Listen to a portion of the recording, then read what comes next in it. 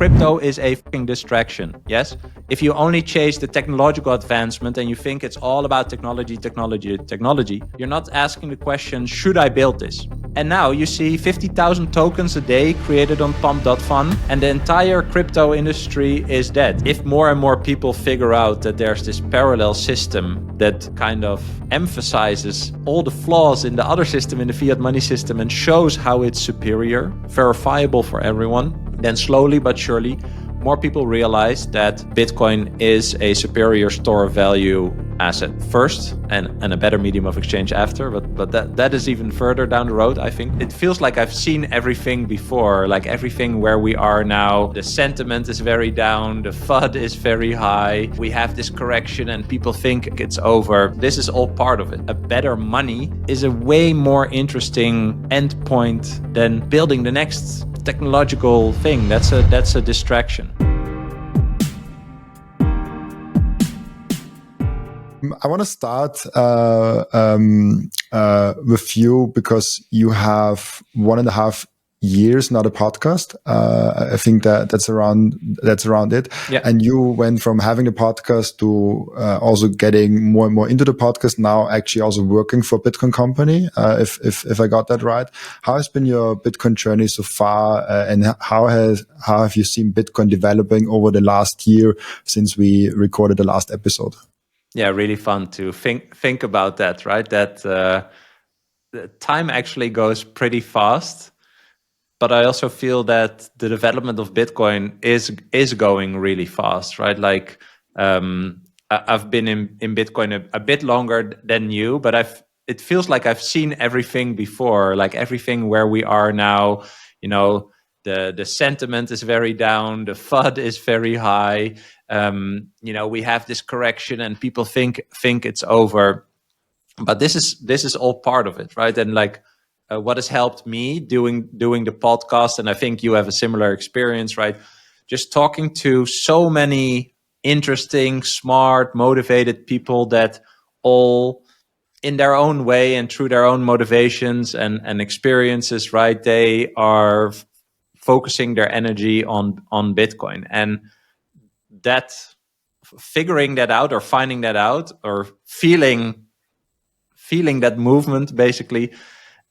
I think really helps me also in my conviction, right? Like it's not just me, I'm not crazy and you are not crazy, right? There's many people that are seeing the problem of fiat money and are curious enough to study, to figure out Bitcoin, and they decide to focus their energy on it. And I think we are in a great flow with Bitcoin. A lot of stuff is happening. Of course, recently we had the really big news of the American, strategic Bitcoin reserve, which if I think back 10 years, that would have been a wet pipe dream, So we're seeing that, and I think personally, just focusing my energy on Bitcoin has been amazing. Actually, like I think about this when I wake up, and I love that. Yeah, just through my own output and enthusiasm, I've been able to create more time and space to even focus on it more. So I think it's very rewarding. And again, I think you have a similar experience, but people sending me messages and comments on YouTube saying that, I really helped them in their journey and pointed them in certain directions for them to learn more. Yeah, that's just super, super gratifying, actually. And I'm very grateful that just by surfacing my own curiosity, right? Just talking to other people, having interesting conversations that I already learned from. And then when you put it out on the internet, you can actually reach way more people. Like I've always called that in my startup age in my career, like the magic of the internet. But with creating content, it's the same. Like you never know how far a conversation reaches or what triggers which person, and it's just really nice to see that that feedback. So I have to say, like, it's just really rewarding, and I know that it's the right decision to focus more on Bitcoin. It's super interesting. For me, it actually was Jeff Proof, the conversation I had with him. Was there a moment for you where you realized I have to not only put my money but also my time more into Bitcoin, because there's like a huge differential? Yes. A lot of people put that money but not their time in Bitcoin. Yes, I saw. I have a very distinct moment where I realized. I saw Bob Burnett, who's boomer _ BTC on Twitter X. Well, he's a boomer, so he's somewhere in late 60s, and he shared on a podcast something like, Bitcoin is the biggest thing that you could spend your time and energy on in your life, right? Like it's the biggest discovery of our lifetime, and it's so profound that like the rest of your life you're going to think about this. So there isn't a better way to spend your time and energy than on this. And when I heard, he said something like that, and when I heard that, I was like, yeah, I am going to think about this for the rest of my life. Bitcoin is not going away. The value that I'm getting from having adopted it is not going away, and I want to see where this ends up. But I also realized that it's not inevitable, right? Like it's also interesting. Like whenever someone said that, like, oh, Bitcoin is inevitable, I never really liked that, because you have to keep talking about Bitcoin. I tweet that a lot, like, don't stop talking about Bitcoin. It is inevitable because it exists, but if you think about it in a kind of like a philosophical way, we are manifesting it. You and I are talking about it. Like Bitcoin was an idea in the beginning, and it was released, on a random internet forum, and people picked it up. Like the entire growth is really organic, but it comes from people that focus their time and energy on either making it better or adopting it in a certain way, or teaching other people about it, right? And I feel like Bitcoin is like a decentralized collective manifestation of this idea. But it's only inevitable if we don't stop talking about it. Like we have to keep focusing and pointing our energy towards that.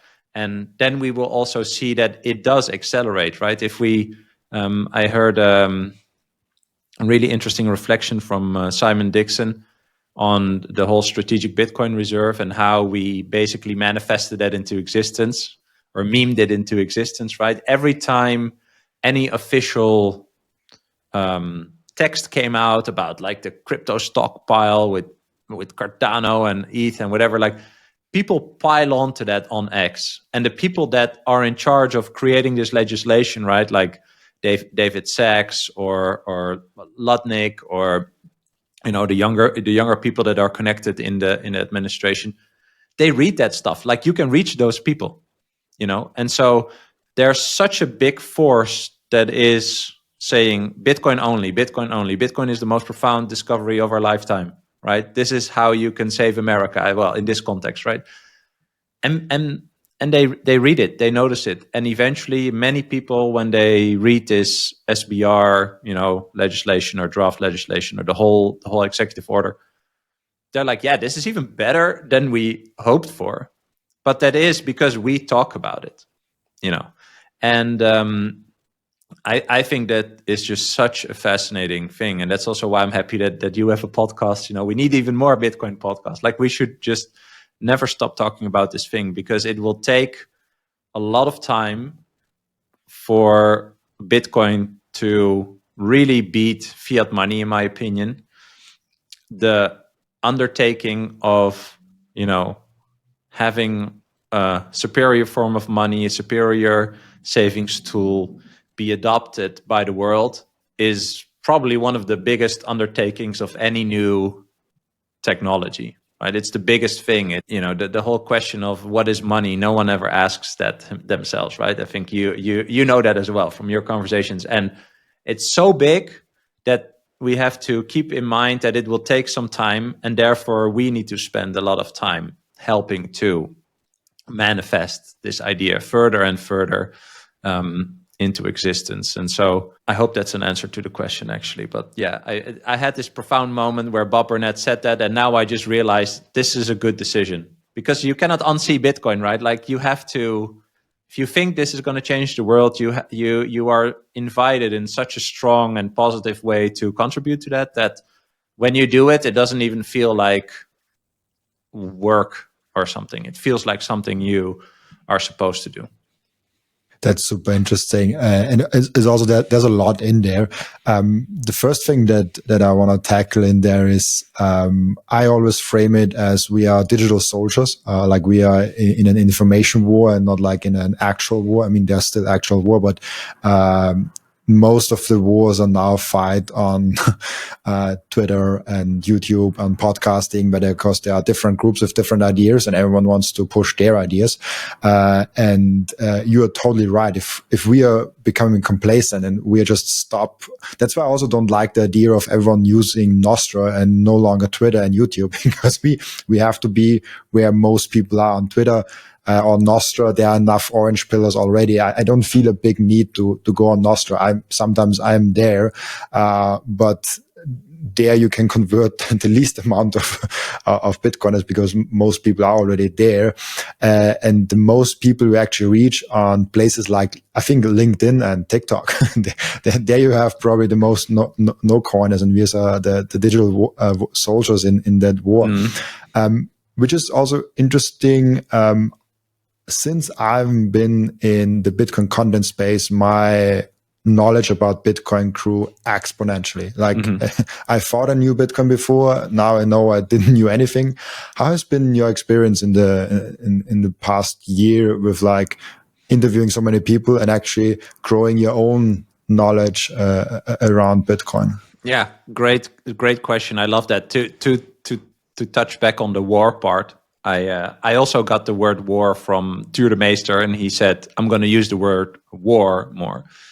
And I agree. It's a battle, right? It's a battle of ideas. The entire world is a battleground of ideas. And for me, that started when I realized, the people in the government are just other people, and they also have their own ideas. They have an idea of what they want to achieve. Many also don't, and they just, compromise and they follow a system, as also many people outside of the government, right? But the whole world is a battle of ideas. And if you think about that combined with, you can just do things, then it becomes obvious that if you have a solid idea and you have many people that understand this idea and they all talk and share about this idea in their own unique way, they will in time reach more people that identify with how those people share it, right? So we have somewhat of a similar audience, but I think also a very different audience, because how I talk about Bitcoin clicks different with people than how you talk about Bitcoin. And that's an amazing thing. Like, that's why I just said, like, we need more Bitcoin podcasts, because it's really hard to have like one unified story around Bitcoin, because money touches all these aspects of our lives and nobody really knows what money is, right? We just mentioned that. And so this is such a big topic that I think it's actually really great that there are so many people in a decentralized way, right? Like what I said, we are manifesting this as a decentralized collective, but we don't even know all the people that contribute to the manifestation of Bitcoin, which doesn't really matter also, right? And I just love that idea, and I agree with you. It's really a battle, because if you see, for example, in Europe, they want to launch their CBDC in October or something. We had was this video from Christine Lagarde. Like, that is also an idea. They think that's a great idea for whatever reason. And I think we shouldn't really talk only about why it's bad, because that's only finger pointing. We should explain why Bitcoin is the escape hatch for many people to escape this digital money prison, basically, that they want to start up. And so I agree with you, and I'm happy that we are both part of this, this decentralized collective. And to go to your question, like, when you talk to other people, it's actually, I love being on this side of the conversation, because those are moments where I get to like synthesize my own thoughts that I had, but that are also shaped by the conversations that I had with other people. And so I think that like having a podcast is a really nice, I'd say, intellectual undertaking, because you are constantly testing your own ideas and sharpening your own mind basically around this topic that is not hard. There are no hard definitions. Does that make sense? So it's my interpretation and how I translate it and then share it with other people that touches certain people, like I just said, and you do the same. And so I think that having discussions and conversations around this actually helps everyone involved. So not only the people having the conversation like you and me, but also all the listeners into just like shaping their thoughts. And what I love mainly about Bitcoin is that it's really about your own curiosity and your own study. Like if you're listening to this, like don't believe me when I say I think Bitcoin is the most profound technological discovery of our lifetimes, or whatever Robin is going to say. The beauty of Bitcoin is that you can research and verify everything for yourself. I've also tweeted, I sent you this tweet, right? Like Bitcoin is an asymmetrical opportunity based on publicly available information, but you have to do the work. You have to do the study. And that is just really important. And I think having conversations like this and how we have them on our podcast is eventually beneficial for everyone. And I just love doing it. Like I would do it privately, but I think it's more beneficial if we share it on the internet and hopefully help other people. Yeah, that's amazing. I always compare it. Someone recently asked me, someone that completely knew nothing about me, and he asked me, "Oh, what is your job?" And I'm like, "Oh, I'm a student." Because I love that. Because that's basically what I do. I just ask questions all day long. And I was studying the past year 500 hours on my podcast with so many people. And I think that's the framing that I usually do. And I like that way more. I'm like, oh, what are you studying? Oh, I study Bitcoin. Oh, what university is allowing that? Then YouTube. Yeah. Amazing. I love that. But that's just how I look at that. And it's also really interesting. Every time I speak with people outside of Bitcoin, I realize how freaking early we are. Yeah. Do you have some framework to think about to give people an understanding of how early we actually are in terms of adoption? Yeah, that's an amazing question. I want to say that I am very optimistic about Bitcoin and where it goes, but I also think it will take a long time. Is a weird thing to say, because that a long is different for everyone.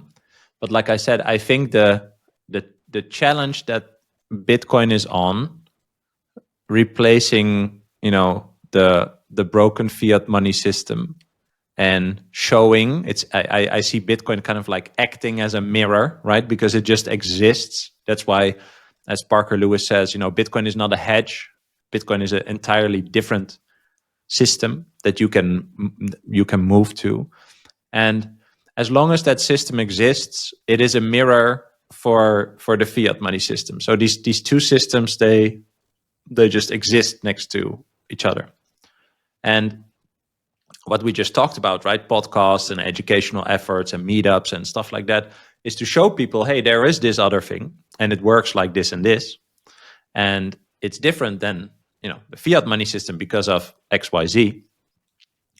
And that's basically the only thing we can do, because all these individual people need to think for themselves, basically, and compare for themselves what they want to do. Because once you understand Bitcoin, you cannot unsee it, right? And so it still exists, and there are more and more people. You can see people move towards this new system. There's, for example, this Mexican billionaire, Ricardo Salinas. He says, like, I have 70 or 80% of my net worth in Bitcoin.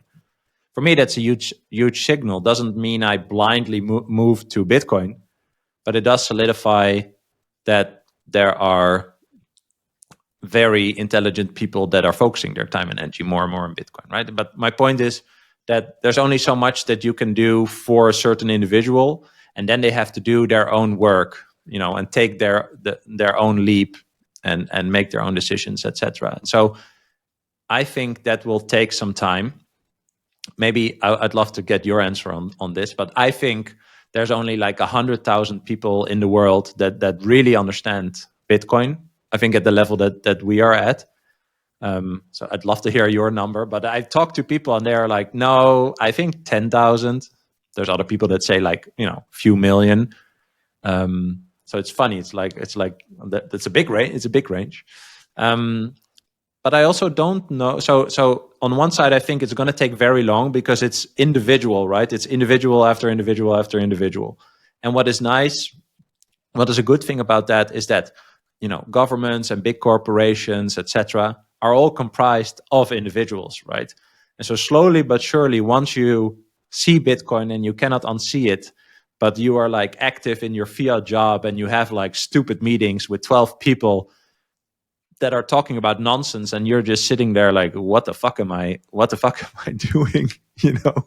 Don't they know that, the money that they work for is created by other people infinitely, and that's a bad trade and, whatever. Like, so slowly but surely you're going to walk into not only yourself, but also the environment that you're in.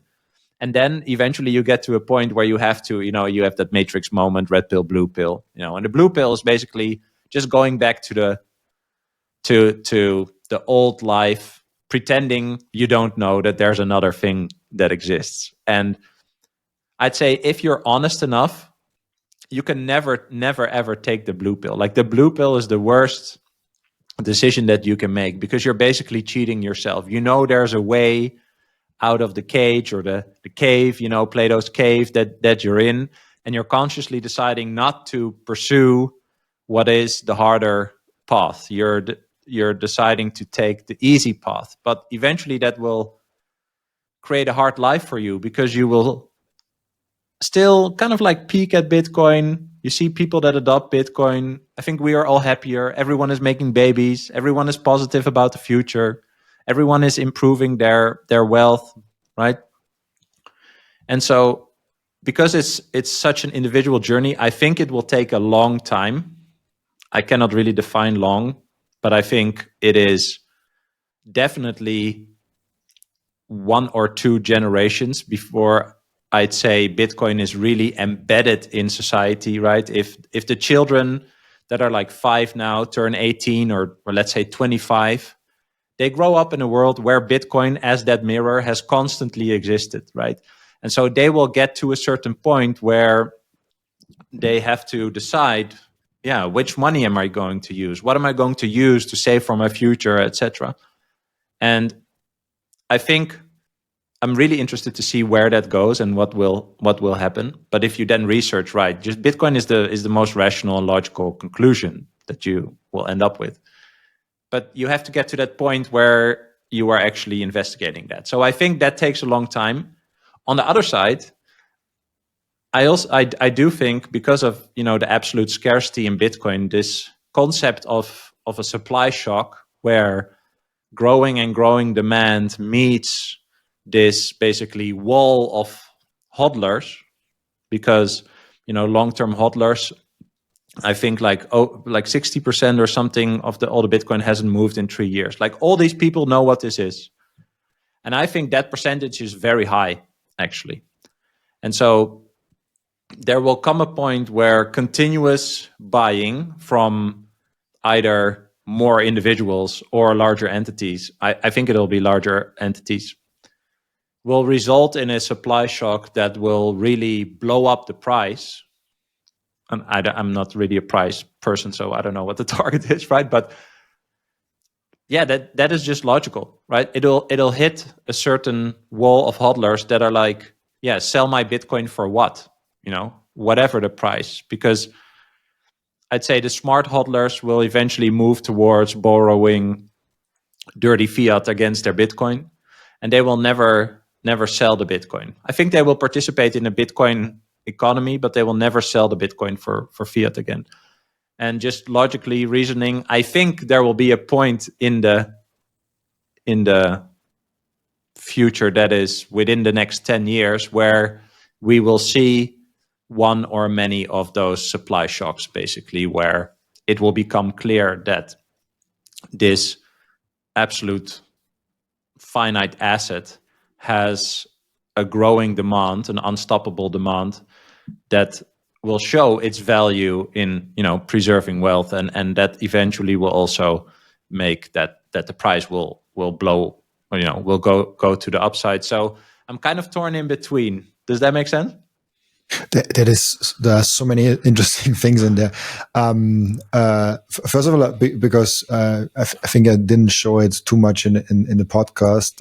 There is something, as you pointed to, there's hodl waves where you can actually see like how long the hodl periods are. I think those charts are just really cool to see, and you can see like the hodl periods, 10 years. Obviously, it's only starting 2015, and so it's like, so if you go to 2-3 or 3-5, if you go to 3-5, I'd say 2-3 are definitely people that understand what this is, right? So anything above, I'd say, let's say everything above 3 years, I would say those are people that know what this is. They went through the whole drawdown, they went back up, they have it now, a second big drawdown, or maybe even a third, actually. Yeah, then you know what this is. So I don't know. Can you go there, like between like three and up? You mean here? Yeah, and then we have to count the other ones, right?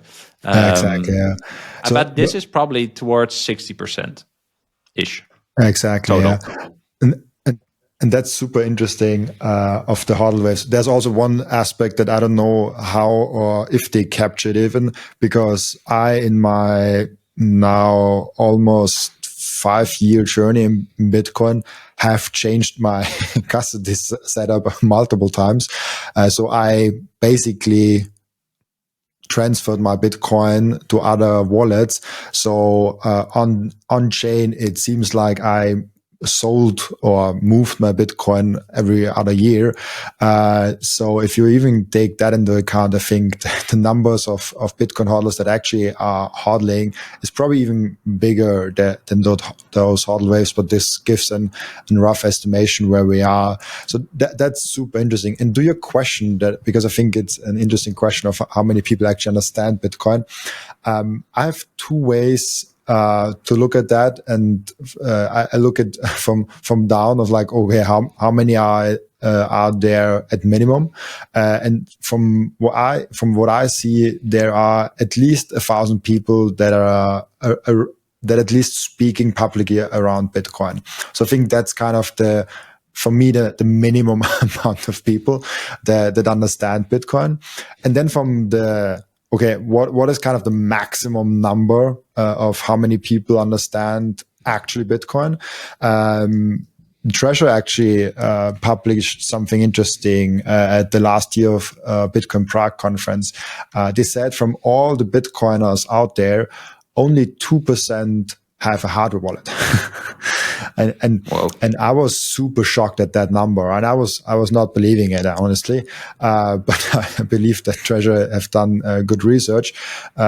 So if we assume that number is actually correct, 2% of like, let's say 100 million people or 150 million people, around 3 million people, 3 million devices, or 3 million people that did it. So my absolute maximum of how many people actually understood it would not be 3 million, because not everyone that just bought a Treasure or a hardware wallet has understand Bitcoin. So I think 1 million people is probably the maximum of how many people understood it. So I think 100,000 is actually a good guess, somewhere in the middle range of like how many people are speaking publicly about it, how many people have some kind of a self-custody setup, and somewhere in between is probably the truth. It's obviously impossible to know exactly.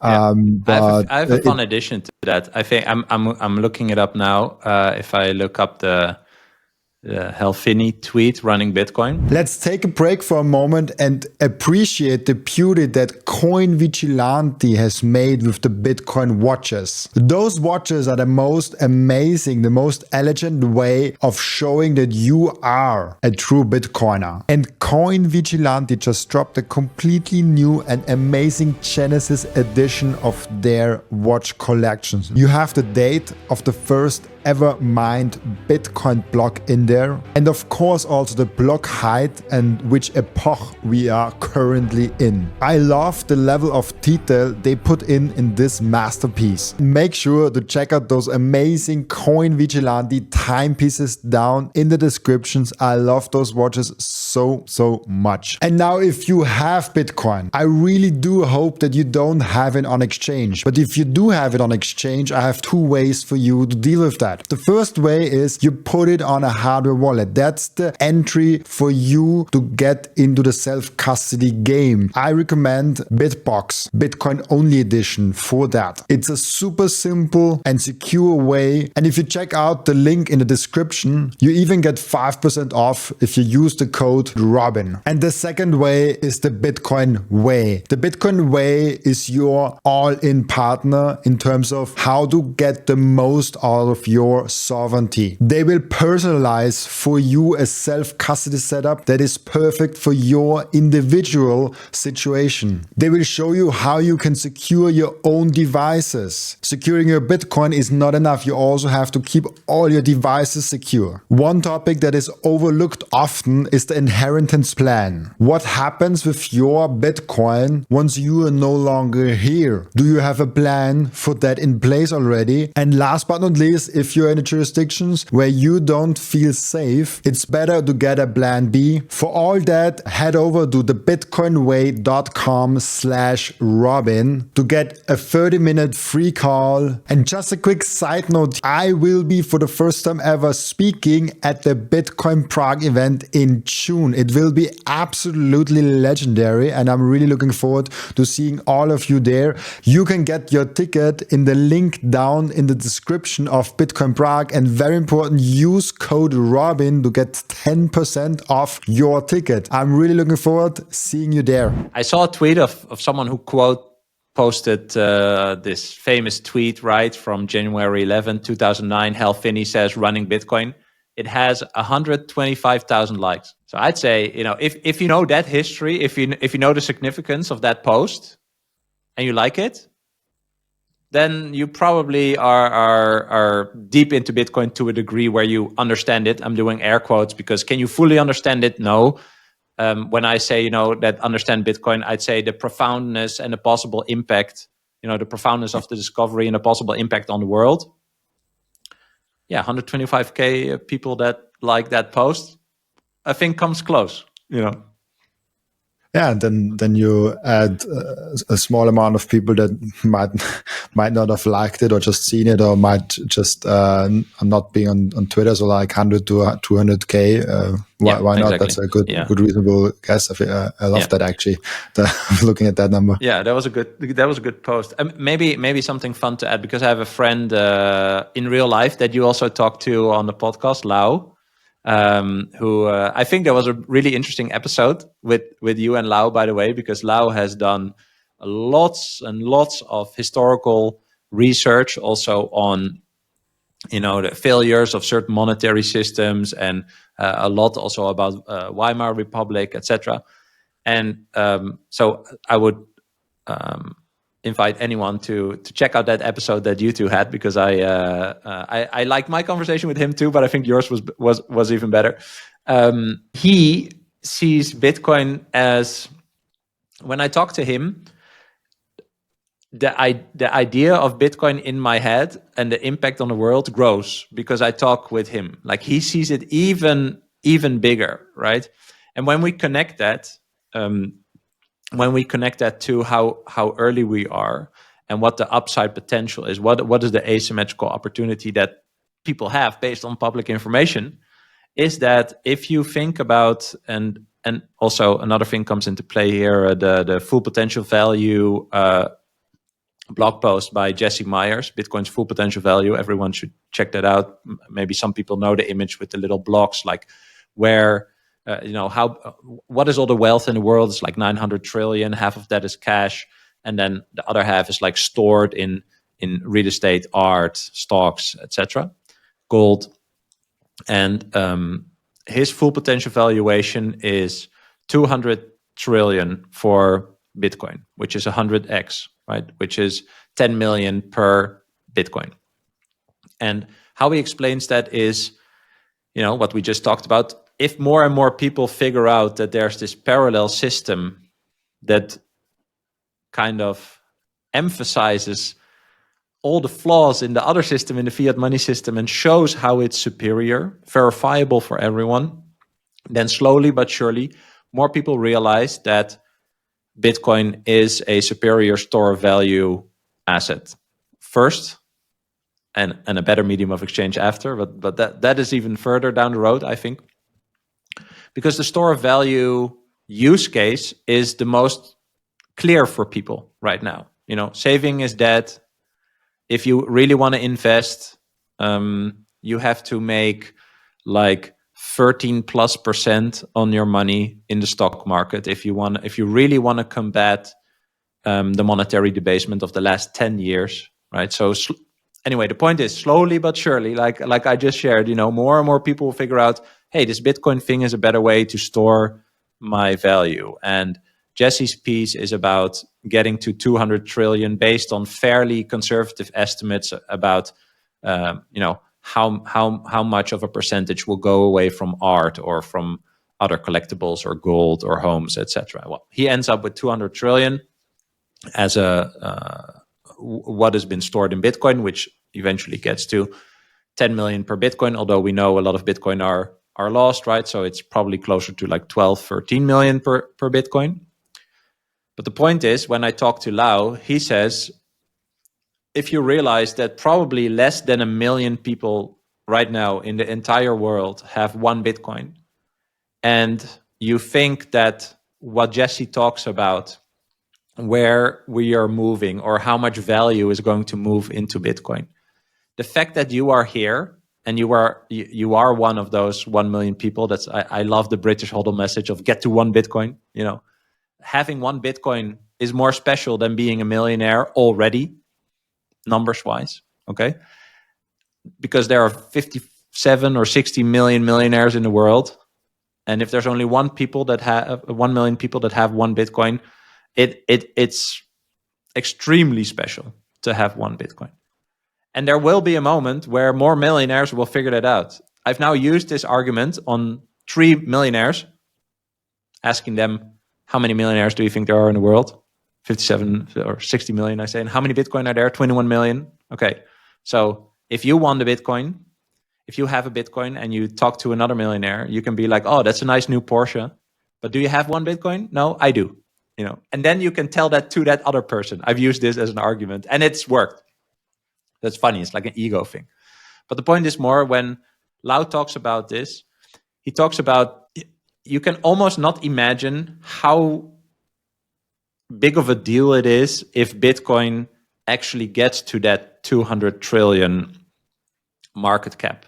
If all that value is stored in Bitcoin, that solidifies Bitcoin in our society, in our world. And if you are here right now and you do the work and you study and you adopt Bitcoin right now and you do everything in your power by spending your time and energy on earning money and turning that into Bitcoin, you will eventually get to a level of wealth that you cannot imagine. And Lau always talks about, we will all have our private chefs, our private doctors, our private contractors, all these things. And all these people will be Bitcoiners. And I just love it when I talk to him. That's eventually my point. And also why I like having discussions about Bitcoin is you get challenged so much about thinking about, okay, how big is this? And again, going back to that question of what is money and what are all the things that it touches, right? What if we can actually show more people that this is a superior money system and they all move there? What does that implicate? What happens then, And for me, that's just been really rewarding in an intellectual way. Like it's just really enjoyable and a very positive and intriguing thing to research and pursue. And when someone else puts a concept so big in my head of where Bitcoin can go, I'm like instantly energized again, and I have this like renewed enthusiasm to also go out and figure out like, okay, could this really be it? Why does he say that? And so it's just a rabbit hole that keeps on going in that sense. Absolutely, yeah. And it's kind of it's so great when you have those Bitcoin conversations and you're like, oh, like it makes so much sense. But what I see is that people don't even get the problem. Like the solution Bitcoin is then the next step, but it's almost hard to explain, especially in the Western world where it's still fine. Like inflation is bad, but people think it's just temporary. It will go off again. It's just because of Ukraine war. And like I heard that saying a lot. They almost they don't even get the problem. Then it's really hard to understand the solution. How has been your experience with with getting people to understand the problem, especially in the Western world? I mean, the figure that I just mentioned, I saw Tad Smith, who's the former CEO of Sotheby's. He was on a podcast with Tim Kotzman, and it was this clip that went pretty viral from that podcast where he explained. So he's a business guy. He ran multiple, billion-dollar companies, and he's actually a business professor. And he said it took me until I was like 55 to figure out that if the money supply is increased by a little over 10%, each year in real terms, and the return of the S&P 500 is 9 point something percent, that I'm actually losing purchasing power. So even with all that background and all that experience, plus the age, right? It took him to his late 50s to figure that out. And when I hear things like that, I think I have more empathy for people that don't understand it yet, because I also feel very lucky that I figured that out in some way before I'm 55, and I'm able to act on it. But yeah, I was never taught about money or finance or economics. And I mean, I've talked to people who are masters in economics, and they tell me, yeah, I was calculating units and stuff, in my study, but we never really discussed what money is. And I mean, if a master's in economics has never learned that, then how can you expect that, a general person like you and me, that we would know that, right? As early as possible, I'd say, in like the adolescence part or the working part of your life, where actually money becomes a thing in your life, And so, this is also how I think, like, you don't pitch Bitcoin, right? You don't say, oh, it's a better money or something like that, because most people don't even know what money is. They think, the banknotes in their pocket are money, but that's not money, and yeah, I think this is what we should focus on more eventually. And I don't know if you talked to him yet. I think I have a recording scheduled with Joe Bryan, who made a video called What's the Problem on YouTube. And I think it's called What's the Problem? Why We All Need Bitcoin. I think you should drop the Why We All Need Bitcoin part from the title and make something more like What's the Problem with Money or something like that.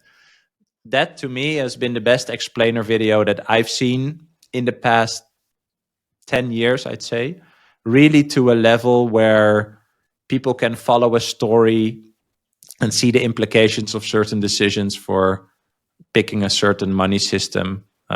It's a little story revolving around a crash on an island, and there's two groups of people and they each adopt a different money. And he doesn't even mention Bitcoin until like the last 60 seconds, which is great. But yeah, even a video like that, maybe, I don't know, it has 150,000, 200,000 views, and in the global scale, that's nothing yet, although the content is really, really good. And for many people, I'd say it would be a real eye-opener after they watch it. It's literally 31 minutes, right? So who cannot watch a video of 31 minutes and pay attention? That's why I say it's an asymmetric opportunity based on public information. You can actually find all the information. All the information is there, and to different degrees and levels. There's people on YouTube and analysts on Twitter that share, the insights from their expertise. And as long as you are curious and really, I know you have to put in the time, but eventually you are able to put everything together based on this public information. But if I'm honest, it's just really hard. It's really hard. That video is actually really good. As soon as I saw it, I sent it actually to my sister. Oh, and? Because I was like, hey, Yes, maybe it triggers something, like what's the problem? And yeah, I did already, I think a month ago with him, a video. He's not only in the video, with what's the problem, really good in explaining it, and is very professional.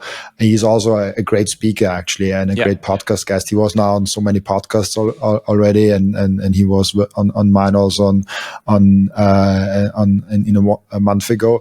And he's really good. I also watched other podcasts with him, and he's really good in like coming up with new ideas, and like he's a great speaker. I think he's really underrated actually, in terms of the Bitcoin speakers. And he is making it understandable what as the title said, what's the problem, and what I understand, like why is fiat so bad, and he really nicely covers that area. And I think that's a great video of not this the original one, the 39-minute one of his what's the problem. That's just an amazing video. If ever someone tells you, oh, like, hey, like what's the problem with the fiat system, or someone really doesn't get it, just send him this video. And if he actually cares and watches it, there's no way he's honest and open to the idea and watches 39 minutes of that and still doesn't see it. He has to have an agenda, or not being open to it, to actually not see it after watching this video. I think it couldn't be clearer than that. Yeah, I fully agree, but that's also why I said, like, if even this video is a little red pill. I mean, if you watch this video really with attention, the conclusion that you get from it is really messed up, actually. The understanding you can get from just watching this video is pretty messed up. And yeah, like I said, I think it's already a little red pill, because if you just think like, okay, so if what he is sharing here is, you know, an illustration of how the world that I'm personally acting in is actually constructed, and I'm forced to use a money that other people that are no smarter than me, that don't really care about my individual life like I care for my individual life, if those people can create that, what I use for money, infinitely, and spend it before I can spend it, and therefore, you know, debase the money that I already have, if that is really true, what do I do about that? That's a crossroad, right? Because ignoring it is also a choice. It's a very bad, is an easy choice, but it's a very bad choice, because you cannot ignore that it's that paradigm is true, right? So you are in that, right? So the only thing you can do is either accept that, and then you are instantly forced to figure out, what am I doing with that, right? So then you have to continue studying or reading or asking questions or listening to podcasts or whatever. So you're instantly on that path, or you ignore it. And even when you go to the grocery store a day later, you know, and you pick a few items, just a quick lunch or a quick dinner, and you have to pay like 50 euros, and you still feel that's wrong. And then you again have that point, right, where you can be like, oh, maybe there's something in this video that I saw, right? That could be true. I need to understand, why is this happening? Or you're still ignoring it, right? And that's, I just love thinking about this, because Bitcoin in that sense is a true ego test. It's like, as long as you keep ignoring it or going actively against it, while you also have the information about, you know, the problem that exists and how it works, the only thing you're sabotaging is yourself, right? It is a true, red pill, blue pill, kind of like ego psychological journey that each individual goes through differently. And if you don't have 33 minutes to watch this video, then I think this video could really change your life. So I would invite everyone to check it out. It's like one of those videos, like in 39 minutes for the rest of your 39 years or something. You know those videos? Yeah. A fun title also for that. Also, if you look at Joe, for example, right? I was trying to look up his his education actually, because I think he's a physics. He is a physics major, right? So again, a super intelligent person who's actually also very successful in business just decides to put all their attention and energy towards Bitcoin. And if you ask yourself, why is that? Then I think you're also possibly on the first step of your own rabbit hole journey, right? Because there is a reason. Why would you pay attention to something that's not worth paying attention to?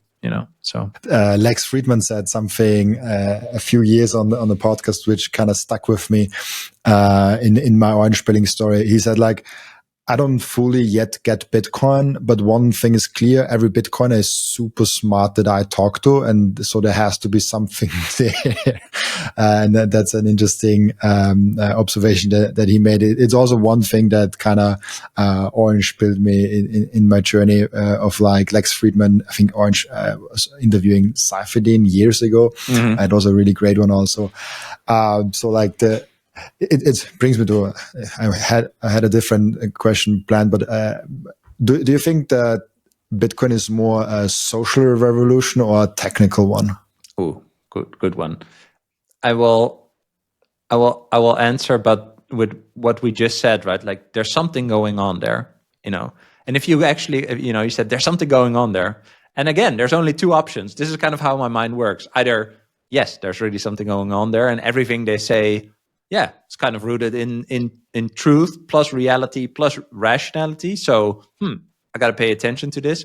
Or they're all crazy. They're participating in a pyramid scheme or a Ponzi scheme. They're fucking idiots, right? Even Paul Tudor Jones, even Stanley Druckenmiller, even Ricardo Salinas, even Michael Saylor. So it's either or it's the one or the other.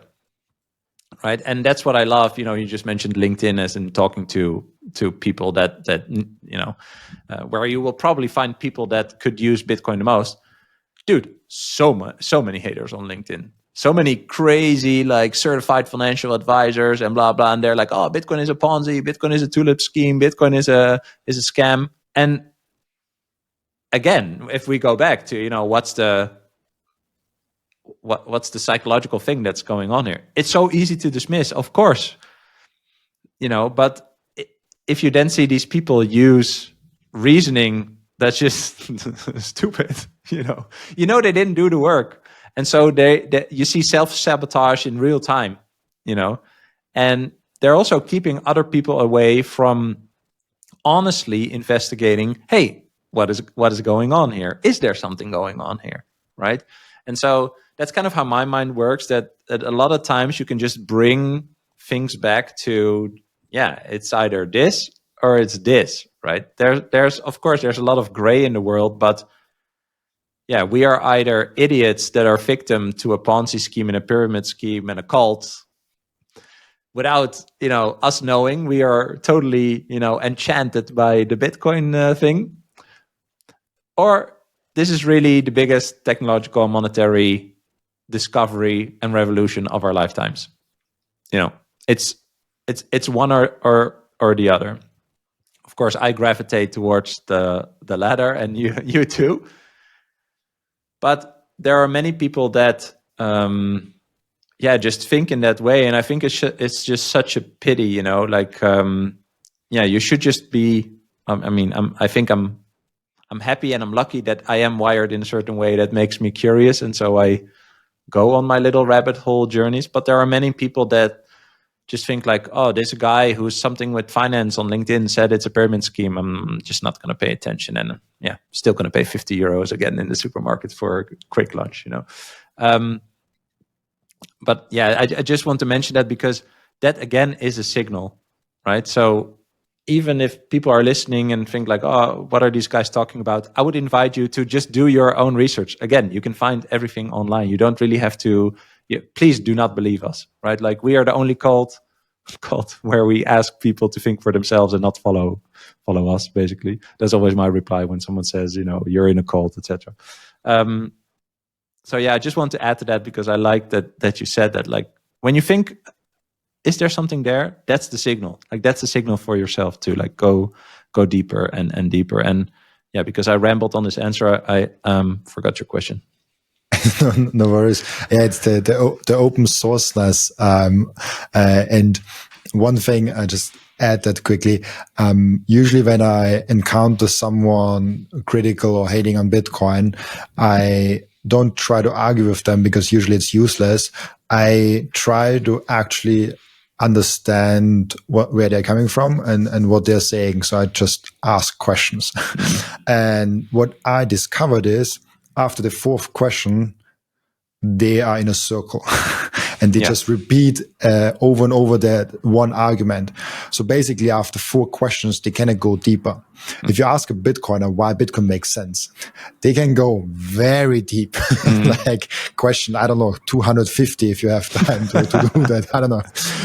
And that's also one of the signals. Ask a hater. And I don't know if I shared that with you before, but that's actually how I got into Bitcoin. I believe Bitcoin was a scam for 3 years straight, from 2017 to 2020.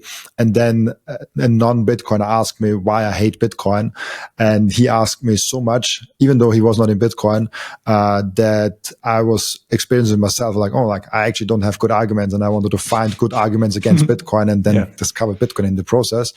And so if you just ask haters deeper and deeper questions of like why they hate Bitcoin and what does not make sense, of like just not provoking answers, not provoking questions, otherwise it will just be emotional, but actually curious intellectual questions, you will see that either he goes in defense mode and then it's like the conversation is over, you don't have a chance there, or he actually realizes, oh, like interesting point of like I actually don't have any answers more. So like just asking them is a really good point, I think. Yeah, I agree.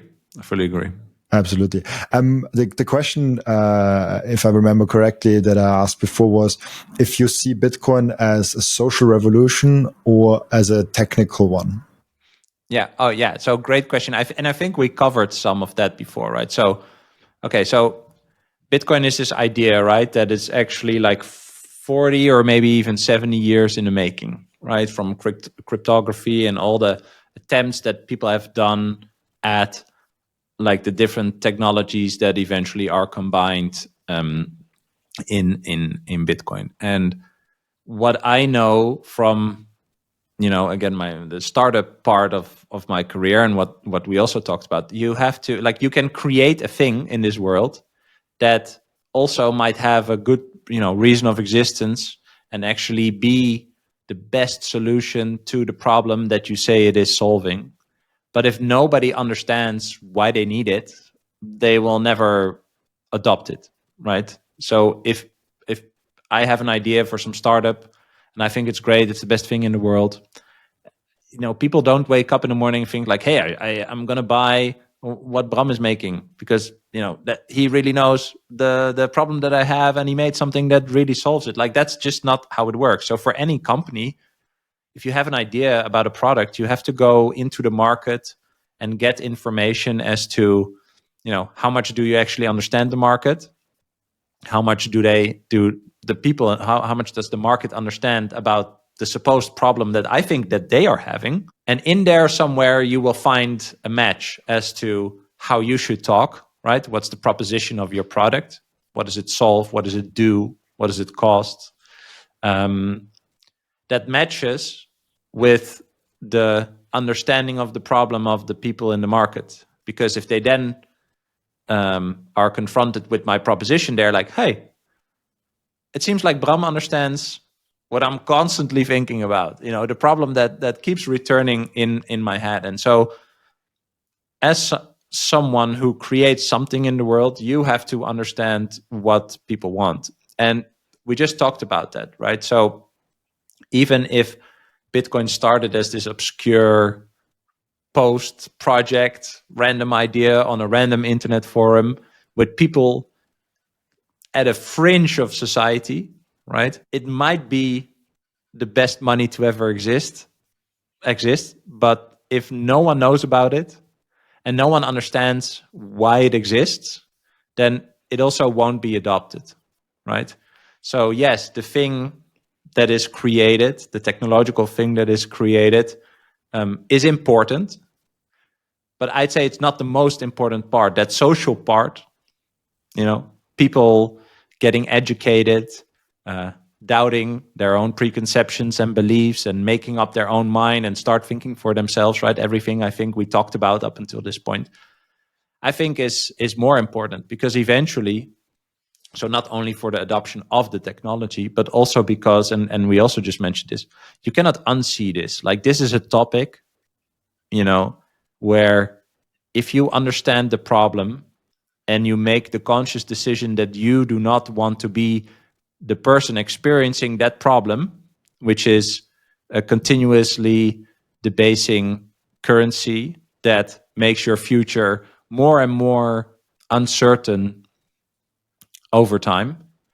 If you want to solve that problem and consciously make a decision that you want to solve that problem, only then you will see the solution that is Bitcoin, the technical solution that is Bitcoin. There are also competing solutions. There are alternatives to Bitcoin. Doing nothing is an alternative, right? Just a conscious decision of doing nothing is a decision. Going into art or homes or gold, whatever, it's an alternative solution to the same problem.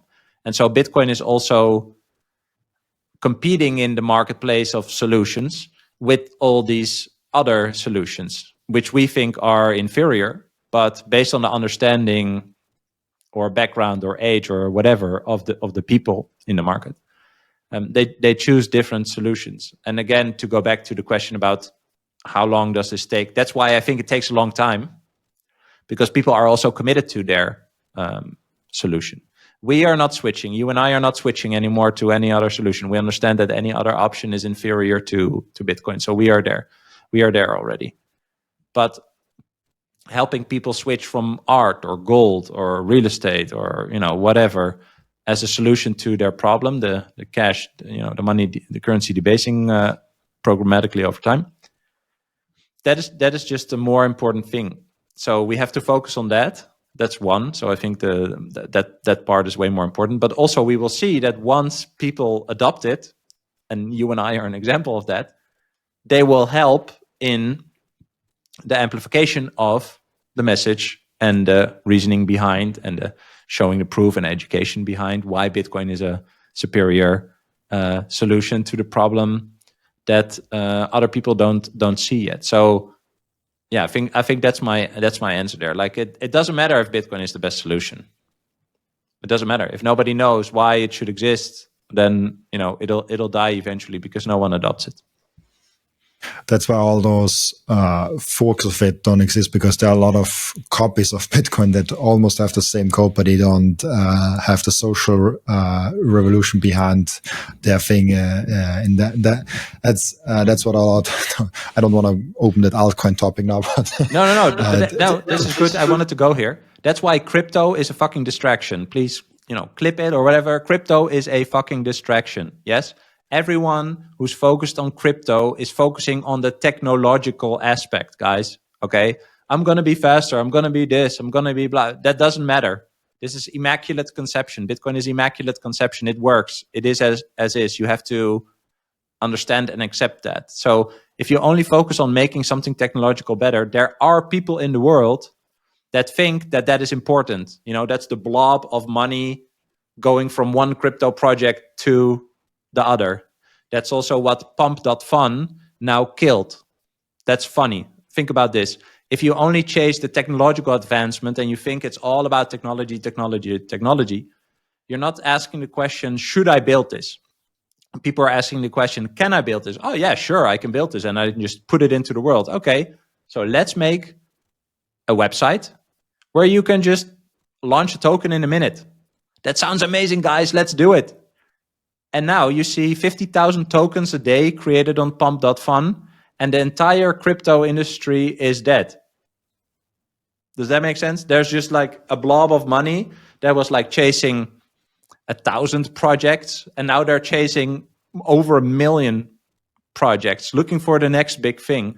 That's why crypto is a distraction. You are focused on technology or some sort of promise because you think that these are all companies trying to, change the world or build a thing or whatever, but it's never happening. I've been in Bitcoin for 10 years. I've been in crypto and following crypto from Ethereum from like $70 or something.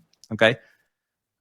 There are no useful crypto projects in the world. There's one, that you have like Sushi Swap and stuff like that. Like they have value because people use it to swap tokens. That makes sense. I think Polymarket is a good example, with freedom of capital combined with freedom of information eventually creates something that has value in the world. But it's 2025 and they're trying for 8 years. Like the technological angle as to why you should go for crypto is nonsense, because there's only one real use case for blockchain, and that is a permissionless blockchain, an open source protocol for everyone. And the only use case for that is money. And so I think it's a real pity that a lot of people that are into technology and forward looking and thinking, they step into this trap of focusing on better technology, where if you think about, a better money is a way more interesting endpoint and thing to focus on than building the next technological thing. That's a distraction. Does that make sense? It makes a lot of sense, and it is probably the biggest distraction for Bitcoiners these days. I have so many more questions, but we are coming to the end of the time. I guess we have a lot of more material for a third round down the road someday. Let's do it. I have one question that I ask each and every one of my guests, and the question is, what can we learn from you besides Bitcoin? Oh, I like that. I said in the beginning, that you can just do the things. And that is something that I actually recently learned myself. Like the thought before that was also something that I shared in this conversation. Is just like, the government is just other people, or big corporations is just other people, right? Like they are other people like you and me, and they have their own issues with their body or their mind or their family or their past or their future or their ego or whatever. Like everyone has, my mic is going down. Everyone has something, I always say, right? And once you realize that everyone else is winging it too, right? Everyone else is figuring it out as they go in their life. It also means nobody knows shit, and you can just do the things. So whatever you think you want to do, whatever you think you want to talk about online or build or say, you could just do it, because it doesn't matter what other people think of you, because they also have no clue. There's literally no one that has really, really, really figured it out.